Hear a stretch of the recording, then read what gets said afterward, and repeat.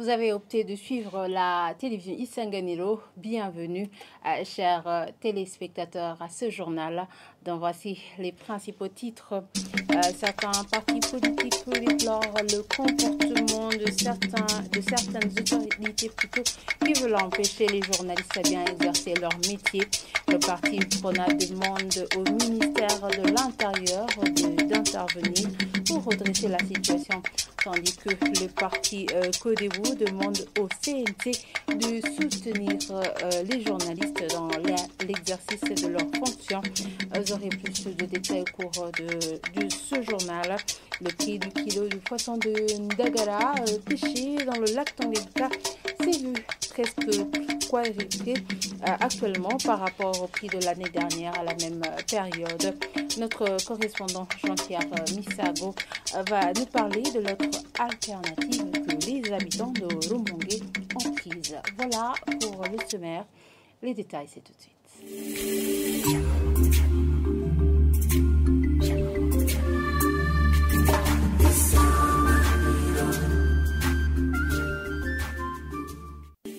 Encore une fois, bienvenue, chers téléspectateurs. Le dossier du journaliste Gérard Niwigira, correspondant de la radio-télévision Isanganiro dans la province Gitega, est déjà devant le parquet de la République en province Gitega.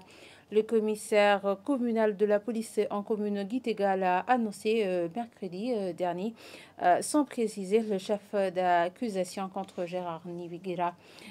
Dimanche 20 juin de cette année, Gérard Niwigira était à la station-service Maurice Andé dans la ville de Gitega, où l'on servait de l'essence dans le désordre et certaines gens étaient malmenés par la police. Le lieutenant-colonel de police Ndikougaï Jean Prime l'a accusé d'avoir filmé et a confisqué ses téléphones en le tabassant, puis l'a détenu au cachot du commissariat provincial pendant plus de 3 heures. Ces téléphones restent confisqués jusqu'à maintenant. Et à propos de ces autorités qui malmènent les journalistes, le parti Codebu se dit préoccupé par ces actes d'intimidation ces derniers jours, surtout avec l'approche des élections. Kefa Nibidi, président de ce parti, indique que c'est un moyen d'empêcher les journalistes de bien traiter les informations concernant la vie sociale, la vie socio-économique du pays. Il demande au CNC de défendre les journalistes dans leur travail. Suivez-le. Au niveau du parti Codebu, nous avons des vives préoccupations concernant les actes d'intimidation qui sont perpétrés contre les journalistes dans cette période. Nous approchons des échéances électorales de 2025.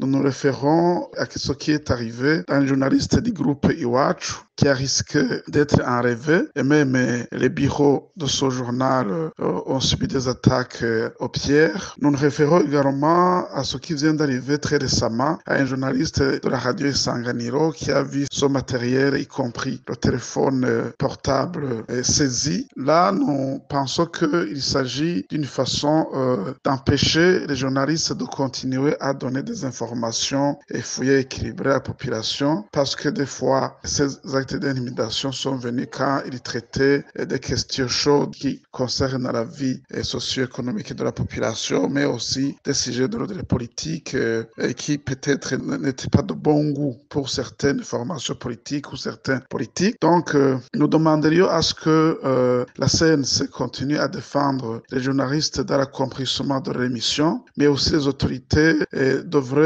respecter le travail des journalistes, à laisser travailler tranquillement. Nous inviterions également les journalistes de rester sereins et de continuer à travailler dans le strict respect de la déontologie et de la loi de son métier, parce que les journalistes sont très importants dans la période préélectorale, électorale ou post-électorale, parce que ce sont eux qui informent la population de ce qui est en train de se faire dans les préparatifs des élections, mais aussi ils donnent des informations phares sur la vie socio-économique du pays qui permettent à la population d'avoir un choix ministériel du vote. Le parti UPRONA, de son côté, trouve que les auteurs de ces actes sont des fautifs qui ne veulent pas que la vérité éclate au grand jour.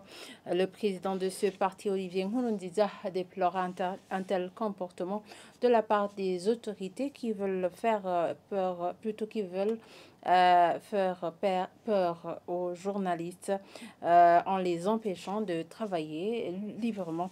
Il demande au ministère de l'Intérieur d'intervenir pour redresser cette situation. Suivez-le.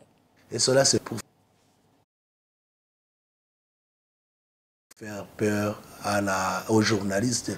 D'abord, nous encourageons aux journalistes. D'abord, à leur demander de toujours respecter, de se conformer à la loi burundaise qui les régisse, mais aussi de ne pas avoir peur de continuer à informer les Burundais, mais on est aussi d'éviter de déraper suite à la colère pour ne pas tomber dans les pièges. Et surtout pendant cette période électorale, on aura beaucoup d'informations, on peut avoir même des confrontations sur le terrain. Il ne faut pas que les journalistes aient la peur de dénoncer ou d'informer aux plus hautes autorités pour qu'effectivement des mesures soient prises.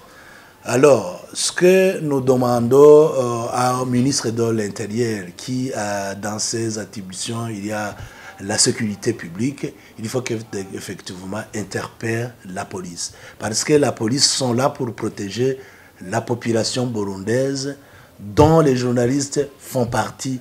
Ils doivent être sécurisés pour qu'effectivement leur activité soit une activité qui doit se dérouler en parfaite collaboration avec la population et la police, sans toutefois créer d'ennemis. Depuis 2015, nous avons vu qu'il y a eu les radios et les journalistes qui ont fui le pays. Alors aujourd'hui, c'est la confiance qui était en train de s'installer entre les radios et le pouvoir public.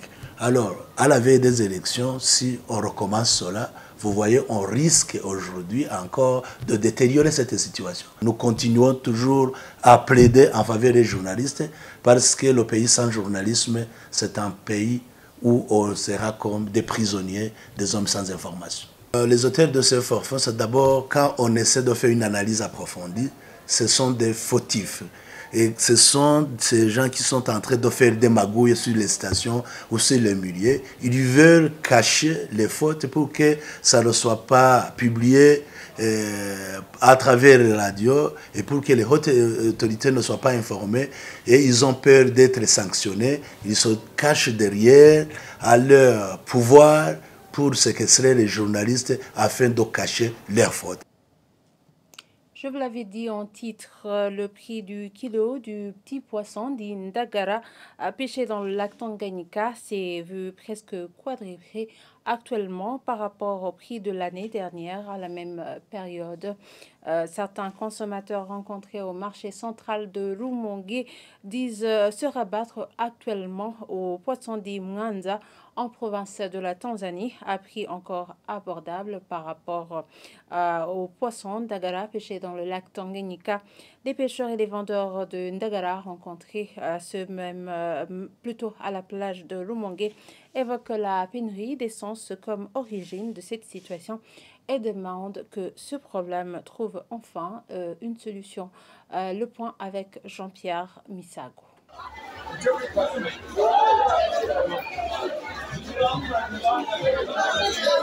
Au marché central de Rumonge, les poissons communément appelés Mwanza, de leur région d'origine en Tanzanie, sont les plus abondants. Selon un acheteur rencontré sur place dans son marché, il est obligé de se rabattre à ce type de poisson le moins délicieux par rapport au ndagala pêché dans le lac Tanganyika, puisque selon lui, c'est le moins cher. En effet, selon cet acheteur, l'Indagala d'Imwanza s'achète à 28 000 francs burundais le kilo, alors que l'Indagala du lac Tanganyika, rare ces jours-ci, s'achète entre 120 et 150 000 francs burundais le kilo. effectivement à la plage de pêche de Rumongue, le peu de poissons séchés sur les claies presque vides comparativement aux années antérieures à cette période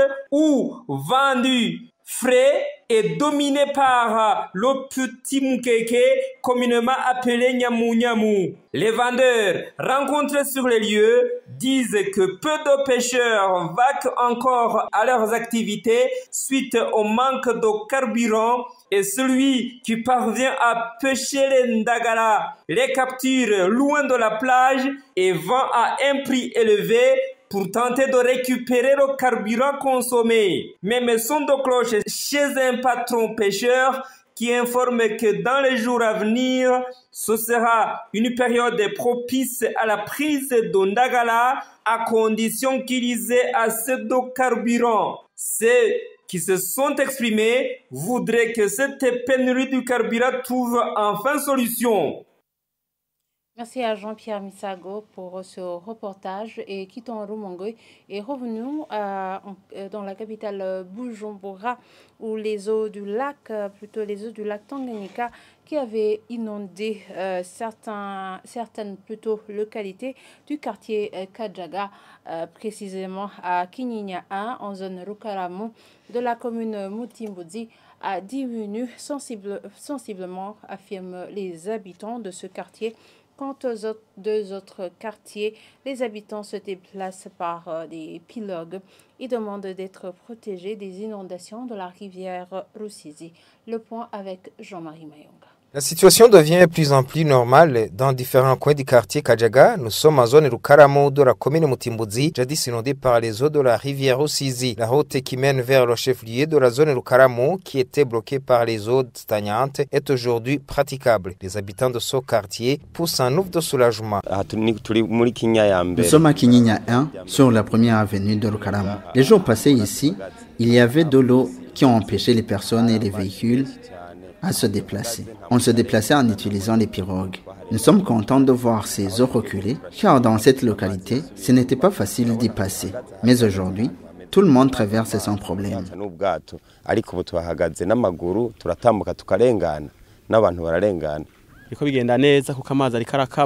Ça marche bien car les ondes ne sont plus encore. Les gens circulent sans problème alors que dans les mois passés, on ne pouvait pas traverser, que ce soit un vélo ou voiture, seulement on utilisait les pirogues. Nous sommes très contents de nous voir arriver à Kajaga.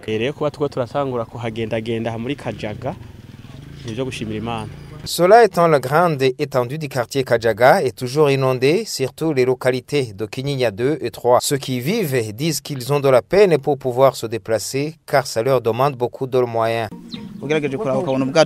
C'est toujours un problème car les pirogues sont toujours là. Se déplacer vers la colline Kinyinya 1 et 2, ce n'est pas facile, c'est la présence des eaux partout. Nous nous déplaçons toujours avec ces pirogues parce qu'il y a toujours de l'eau.